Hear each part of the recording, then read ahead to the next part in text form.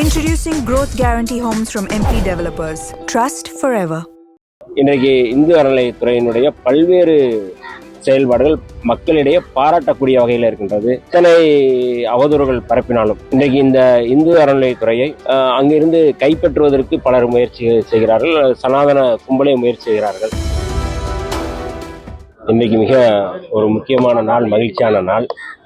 இந்தியாவினுடைய விடுதலை நாள் 80வது ஆண்டு விழாவை நம்ம கொண்டாடி கொண்டிருக்கிற சூழலில் இந்து அறநிலையத்துறையினுடைய மாண்புமிகு அமைச்சர் ரமேஷ் அவர்களோடு இணைந்து இன்றைக்கு நாங்கள் இந்த சமபந்தி விருந்தை நாங்கள் மேற்கொண்டிருக்கின்றோம்.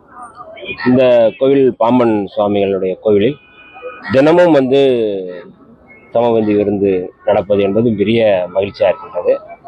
அமைச்சர் அவர்களோடு பேசும்பொழுது கூட அமைச்சர் சொன்னார்கள், இனி அந்த சமபந்தி விருந்தை ஒரு வேளைங்கிறத கூடுதலாக படுத்துறதுக்கு நாங்கள் மேற்கொண்டு வரோம் அப்படின்னு சொன்னாங்க.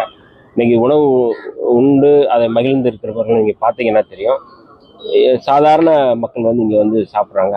இப்போ இதை கூடுதல் படுத்தும் போது இந்து அறநிலையத்துறையினுடைய அந்த செயல்பாடுகள் மக்களுக்கானது அப்படிங்கிறத நிறுவக்கூடியதாக இருக்கின்றது. இன்றைக்கு இருக்கின்ற இந்த அரசு, நம்முடைய அரசு, மாண்புமிகு முதல்வர் ஜோசப் விஜய் அவர்கள் வந்த பிறகு இந்த 3 மாத காலத்தில் இன்றைக்கு இந்து அறநிலையத்துறையினுடைய பல்வேறு செயல்பாடுகள் மக்களிடையே பாராட்டக்கூடிய வகையில் இருக்கின்றது. எத்தனை அவதூறுகள் பரப்பினாலும் இன்றைக்கு இந்த இந்து அறநிலையத்துறையை அங்கிருந்து கைப்பற்றுவதற்கு பலர் முயற்சி செய்கிறார்கள். சனாதன கும்பலே முயற்சி செய்கிறார்கள். ஆனால் அதை முறியடித்துவிட்டு மக்களுக்கான ஒரு துறையாக, மக்களுக்கான ஒரு செயல்பாடாக மாண்புமிகு நம்முடைய இந்து அறநிலையத்துறை அமைச்சர் செயல்படுவது என்பது பெரிய வரவேற்புக்குரியது, பாராட்டுக்குரியது.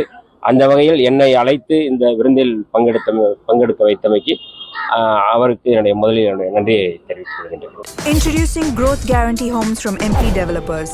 Trust forever.